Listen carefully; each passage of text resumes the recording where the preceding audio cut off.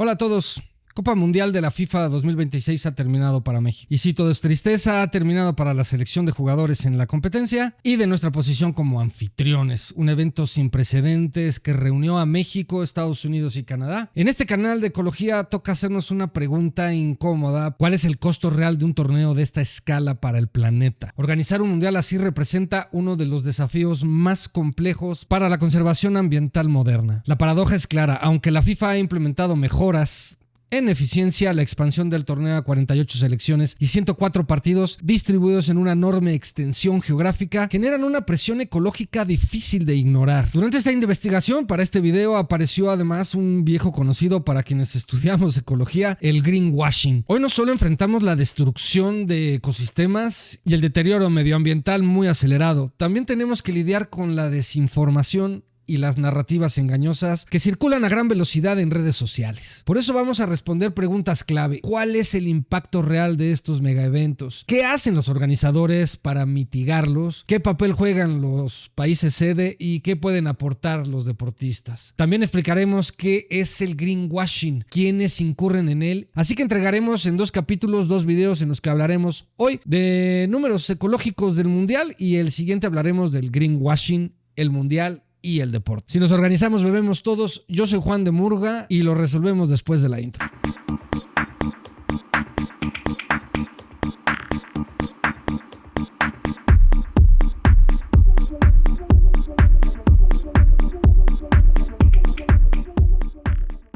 La huella de carbono, el costo de la distancia. Hablemos de números fríos. Se proyecta que el Mundial 2026 genera entre 7.8 y 9.02 millones de toneladas de CO2, equivalente a un volumen sin precedentes que triplica casi lo reportado en Qatar del 2022. Para que se den una idea, esto equivale a las emisiones anuales de más de 6.5 millones de automóviles. El factor determinante es la dispersión. Hay distancias de más de 4.500 kilómetros entre sedes como Miami y Vancouver, lo que obliga a vuelos constantes de selecciones y aficionados. De hecho, los viajes representan el 87.8% de la huella total del torneo. Y la basura, que hablando de economía circular, que no existe, o más bien no existió para este tema. El reto en México, el impacto se siente de forma muy directa en la gestión de residuos. Un solo partido en la Ciudad de México puede generar hasta 15 toneladas de basura dominada por vasos de plástico y envolturas. Se estimó que se producirían 34,000 toneladas métricas de residuos excedentes. Pero hay un plan. La Ciudad de México ha lanzado la Estrategia Mundial Verde, que incluye 10 ejes de acción. Entre ellos destaca la prohibición de plásticos de un solo uso, la conservación de plásticos recolectados en mobiliarios urbanos y el fomento de artesanías sustentables como matracas de bambú en lugar de plástico, e incluso planearon que los agricultores locales del suelo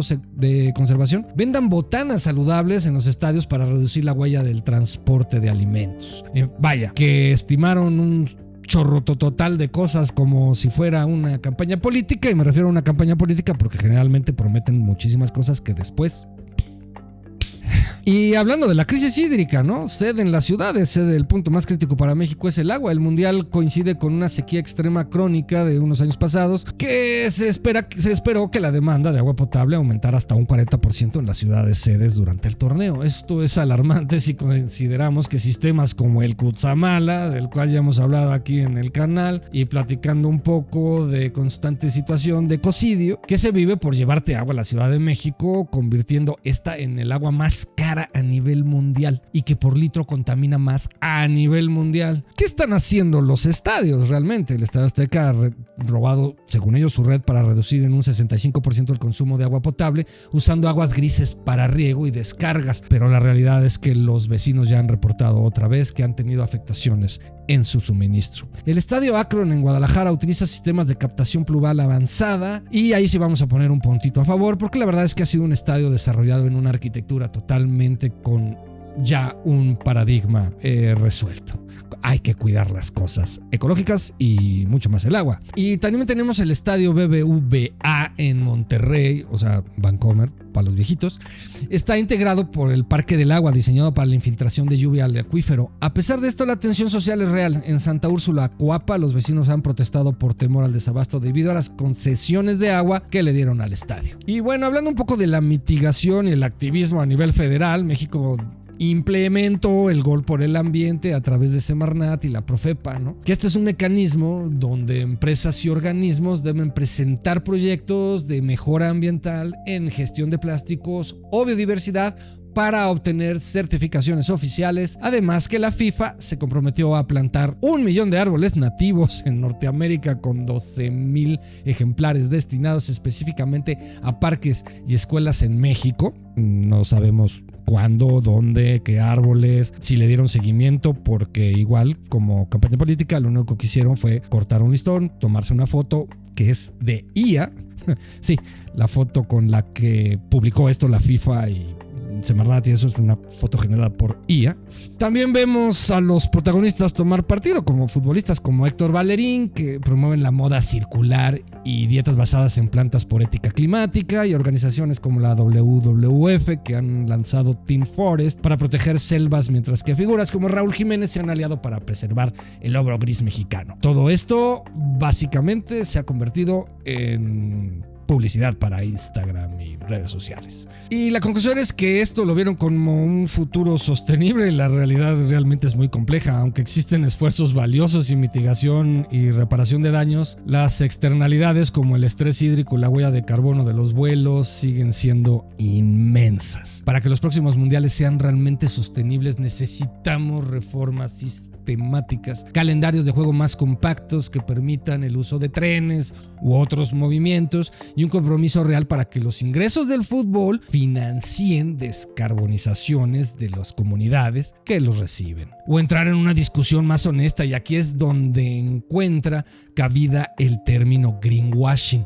Pero antes de decirte cuáles son algunas cifras reales de lo ocurrido en México con la basura específicamente, te explico rápido este tema del greenwashing con el mundial. Mira, el manejo de los residuos durante el mundial del 2026 en México, que abarca Ciudad de México, Guadalajara y Monterrey, ha dejado al descubierto la enorme brecha que existe entre los planes de sostenibilidad de la FIFA y la realidad operativa de nuestro país. El balance verificado del manejo de la basura generado en los estadios, fan festivals y zonas de celebración pública a nivel nacional se proyectó con un excedente de 34,000 toneladas de residuos durante el torneo. Tan solo en la Ciudad de México, consultoras ambientales como DUA o Net Zero registraron un aumento del 58% en la generación diaria de basura, pasando los 12,400 a 19,700 toneladas al día en los picos de mayor influencia. El porcentaje de reciclaje real se sitúa entre el 10 y el 12% del total de residuos aprovechables recolectados en el marco del evento.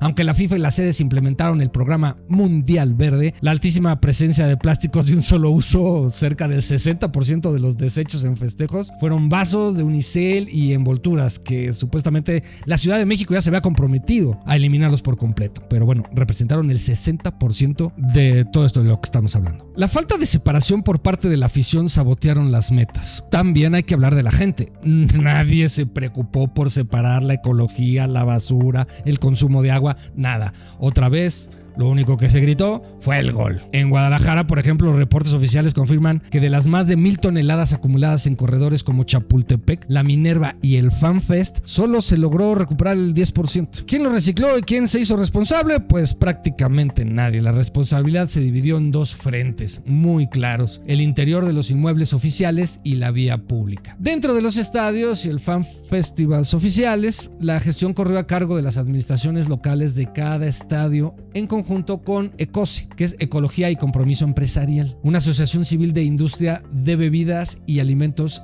y programas federales como Gol por el Ambiente, coordinado por la Semarnat y la Profepa. ECOSE implementó camiones de trazabilidad, tolvas de recolección selectiva para rescatar principalmente PET y aluminio. En las zonas de celebración vía pública, el peso cayó en las secretarías de servicio y aseo urbano municipales de cada sede. Por ejemplo, en la Ciudad de México, la Secretaría de Obras y Servicios, la SOBSE, desplegó operativos especiales como las cuadrillas de 300 trabajadores en Paseo de la Reforma, que recogían hasta 40 toneladas tras un solo partido, derivando los residuos a las estaciones de transferencias habituales de la ciudad. Lo triste es que la gran mayoría, cerca del 85 al 90%, terminó en la disposición final tradicional o en rellenos sanitarios. A pesar de los esfuerzos por aplicar valorización energética, o sea, quemar residuos no reciclables para generar energía, las plantas de tratamiento se vieron rebasadas. aguas. Los residuos terminaron principalmente en los siguientes sitios según la ciudad sede. Para la Ciudad de México fueron canalizados a través de las plantas de selección, como la planta de Vallejo, y terminaron mayormente en los rellenos sanitarios del Estado de México, con los que opera la capital, como Chiconautla y La Cañada. En Guadalajara, los residuos recolectados en el área metropolitana y alrededores del estadio Akron fueron enviados hacia los vertederos autorizados de la zona, principalmente al relleno sanitario de Picachos. Monterrey, el reflujo de basura del estadio BBVA y el FanFest local, se redirigió hacia el sistema de procesamiento de CIMEPRODE, sistema de unidades de medición del procedimiento de desechos. En Salinas Victoria, si bien este complejo genera energía a partir de biogás, el porcentaje de entierro directo fue masivo debido a la contaminación de los materiales orgánicos mezclados con los plásticos. Pensar en los temas de salud, además, porque toda esta basura que no se subdividió y que no había realmente ningún tipo de contracultura a la de los mexicanos, que es ensuciarlo, tirarlo todo y no darle importancia a nada, pues provocó que nada se pudiera recuperar. Y además esto afecta un poco a la salud, porque imagínense tanto residuo orgánico echándose a perder y generando posibilidades de infecciones mayores. Bueno, y si deseas hacer un rastreo de todo esto institucional o periodístico con datos duros o curiosidades, los canales oficiales de transparencia y reportes donde están asentados estos datos son como informes de la ECOCE, que publican las cifras auditables de toneladas de PET, aluminio, empaques flexibles recuperados específicamente bajo las campañas del torneo. Hay páginas, pero te digo de una vez, como la Secretaría de Obras y Servicios de la Ciudad de México, SOPSE, sedes de aseo públicos estatales a través de sus comunicados de servicios urbanos y las solicitudes de transparencia sobre toneladas dispuestas en estaciones de transferencia durante los meses de junio y julio del 2026.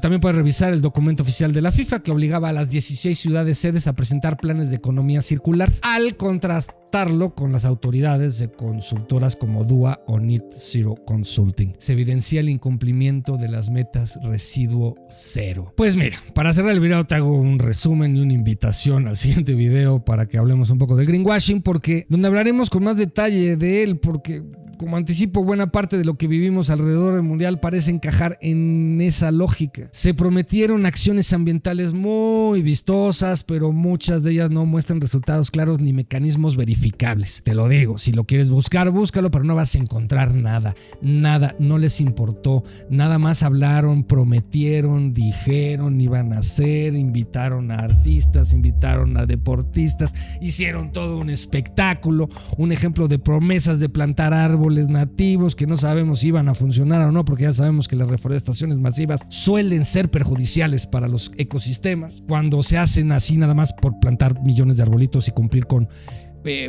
peticiones gubernamentales o para callar a la gente en las redes, cuando esos árboles pues no tienen, muchas veces además son de otros lugares, no hay una construcción del suelo previa, o sea, no van a tener que comer los árboles y mucho menos la humedad relativa. O sea, primero hay que hacer proyectos donde se reestructure el suelo, se regenere, se vea cuál es la cadena que se rompió del ecosistema para atenderla y ya después plantamos los árboles. Hay una falta de información y transparencia evidente en esto, y lo que más preocupa es la cultura de la gente. No estamos preparados para recibir estos eventos porque nos portamos mal, porque la gente no cuida la ecología. Lo del Unicel ya es una burla el seguirlo haciendo. El gobierno se ha comprometido no sé cuántas veces a quitarlo, pero al final de cuentas lo seguimos usando y la respuesta siempre es el que hay, es el que alcanza. Así que en resumen se habló de mitigar impactos, de manejar residuos, de proteger el agua y de evitar afectaciones a las colonias cercanas a los estadios,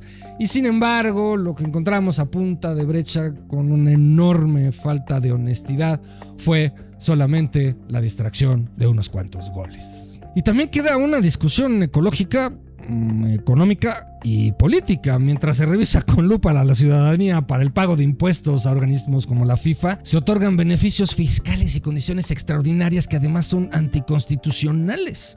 O sea, nadie debería de trabajar en México, menos siendo una empresa extranjera con altas ganancias, y no cobrarle impuestos, y que no haya ningún beneficio de todo esto para la población vulnerable y los ecosistemas vulnerables. Ni un solo peso. Habría que preguntarle a los políticos dónde lo van a utilizar y guardar. Espero que no sea como siempre en sus bonos de año nuevo. Así que lo único que queda decir por hoy es gol. Recuerda que no es tu responsabilidad ser feliz, solo haz lo mejor que puedas con lo que tengas. Nos vemos en el siguiente video y recuerda que te quiero mucho como la trucha al trucho.